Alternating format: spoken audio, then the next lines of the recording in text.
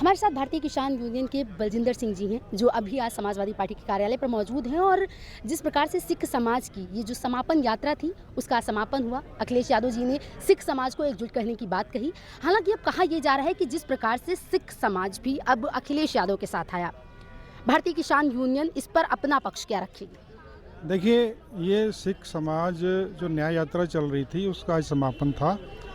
और ऐसा नहीं है कि सिख समाज आज समाजवादी पार्टी के साथ आया है।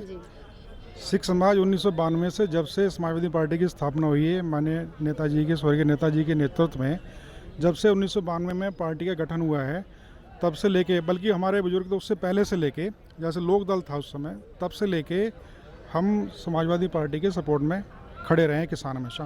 क्योंकि समाजवादी पार्टी किसानों की जो है पार्टी है और किसान हित में ही वो काम करती है। किसानों के हित में ही डिसीजन लिए, चाहे गन्ने का रेट बढ़ाने की बात हो, चाहे फसलों के, गेहूं धान के रेट बढ़ाने की बात हो, चाहे ज़मीनें बचाने की बात हो। समाजवादी पार्टी माननीय नेताजी अखिलेश जी हमेशा किसानों के, मजदूरों के साथ में खड़े रहे हैं और सिख समाज के साथ में खड़े रहे हैं।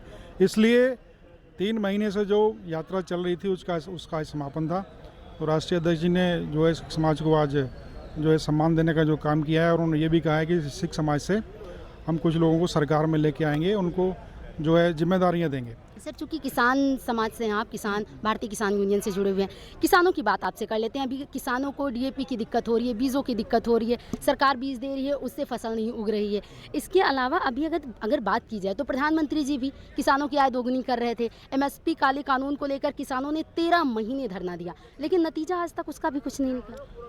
देखिए, 13 महीने धरना दिया, और जो उस समय धरने के बाद में जो वादे किए, इन्होंने लिखित में दिया था हमको। जब हम वहाँ से हटे हैं 13 महीने बाद, इन्होंने लिखित में कहा था कि एमएसपी गारंटी कानून आपको बनवा के देंगे। जब एमएसपी गारंटी कानून बन जाएगा देश में, तो किसान का जो है आय तो अपने आप दुगनी हो जाएगी। ये क्या करेंगे, ये तो एक खाली कानून बना दें। वो आज तक इन्होंने बनाया नहीं। वादा खिलाफी शुरू से 5 साल हो गए ना आंदोलन हुए, आज तक एमएसपी गारंटी कानून ये नहीं बना के दिया। ना इन्होंने कमेटी बनाई। इन्होंने कहा कि किसानों की, संयुक्त किसान मोर्चा की हम एक कमेटी बनाएंगे, उसमें मुख्य जो किसान लीडर होंगे उनको शामिल करेंगे। वो आज तक नहीं बनाई। तो सारी बातों से तो अपनी मुकर गए ये। तो देखिए, सिख आय दोगुनी हुई क्या सर? देखिए, आय दोगुनी ये नहीं कर पाएंगे। इन्होंने उसका जो है लागत दोगुनी कर दी, और ऊपर से जो है आज जैसे आपने बताया खाद, बीज, ये चीज़ें जो हैं ये पहले आसान उपलब्ध थी। आज उसके लिए बायोमेट्रिक करना पड़ता है, अंगूठा लगाओ, वहाँ पे 100 तरीके के कागज़ दे दो उनको, फिर जाके लाइन में लग के। हमारी आज की तारीख में किसानों की माताएं, बहनें, छोटे बच्चे आज लाइनों में लगे हुए खाद के लिए। तो ये बड़ी शर्मनाक स्थिति है। ये इसको सरकार को शर्म आनी चाहिए, क्योंकि केंद्र में भी उनकी सरकार है, उत्तर प्रदेश में, उत्तराखंड में, ज़्यादातर राज्यों में उनकी सरकार है, लेकिन किसान की, मजदूर की कहीं सुनवाई नहीं है।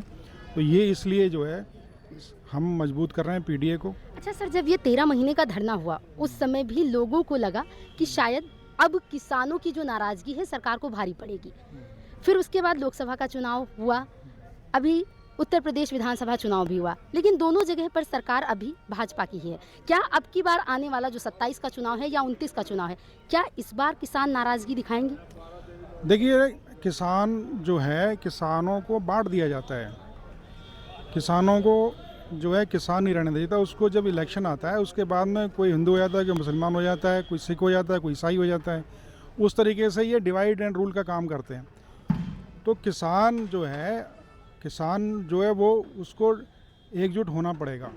किसान को, मजदूर को एकजुट होना पड़ेगा। जब किसान मजदूर एकजुट हो जाएगा तो ये कहीं दिखाई नहीं देंगे। जी, अभी जिस प्रकार से अभी जिस प्रकार से किसानों की बात रखी आपके साथी ने कि किसानों के पास बहुत सी समस्याएं हैं, किसानों में एकजुटता की कमी है, क्या संदेश देना चाहेंगे किसानों को? किसान एकजुट हो रहा है अब की बार, और संदेश क्या देना है, हम लोगों का संदेश है आज इस मंच के माध्यम से।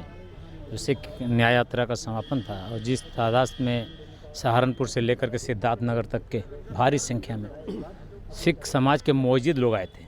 सिख समाज नहीं आया था। सिख समाज आता तो लखनऊ में खड़ा होने की जगह नहीं मिली। सिख समाज के मौजूद लोग आए थे क्षेत्र वाइज। तो एक संदेश गया है कि सिख समाज, आप जानते हैं, आप लोग क्रांतिकारी कौम है सिखों का।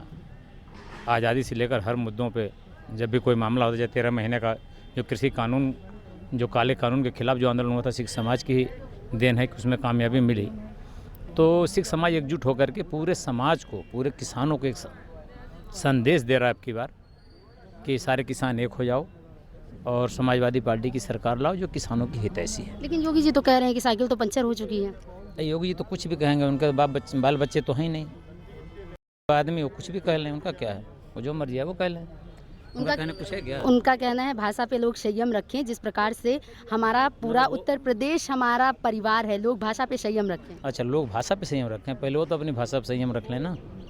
कैसी भाषा इस्तेमाल करते हैं? अभी एक मुहर्रम के त्यौहार पे कैसा भाषा इस्तेमाल किया था उन्होंने? क्या उनको शर्म है? लोक मान मर्यादा है कुछ उनकी?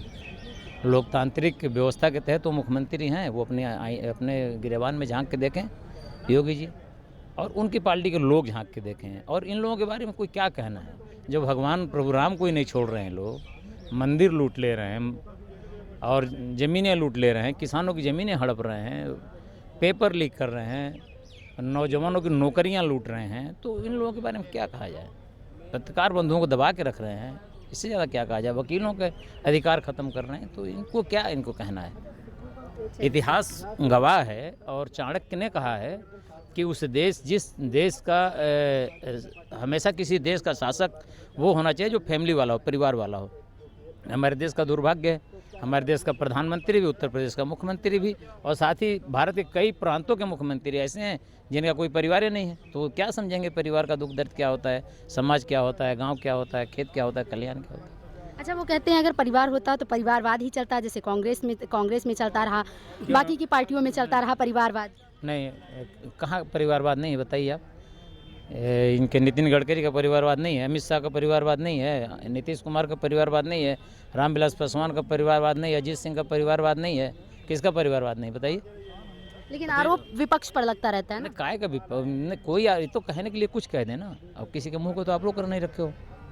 लेकिन आप मानते हैं कि हर सच को इनको झूठ बोलना है और जनता में भ्रामक बातें फैलानी है, जनता को गुमराह करना है, बस उसके सिवा कुछ नहीं करना है। जनता जाग चुकी है, नौजवान जाग गया है, छात्र जाग गया है, बेरोजगार जाग गया है, किसान जाग गया है, और अब किसको खामियाजा इनको भुगतना पड़ेगा। उत्तर प्रदेश में अब की बार उत्तर प्रदेश की जनता इनको सरकार से उखाड़ फेंकने का काम करेगी, माननीय अखिलेश जी को सीएम बनाने का काम करेगी। आज समाजवादी पार्टी कार्यालय पर आए सिख समुदाय के लोगों ने जिस प्रकार से सरकार को अल्टीमेटम दिया है, कहना है कि 2022 का जब चुनाव था तब कहा जा रहा था कि शायद सिखों की नाराज़गी, किसानों की नाराज़गी सरकार को भारी पड़ सकती है, लेकिन अभी 2027 का चुनाव नज़दीक है और अब की बार सिख समाज ने मजबूती के साथ अखिलेश यादव के साथ खड़े होने का दावा किया है। देखना होगा कि कौन होगा 27 का सत्ताधीश, किसके हाथ जाएगी सत्ता की कुर्सी। कैमरा पर्सन शिवानी के साथ मैं प्रतीक्षा, जनमन समाचार।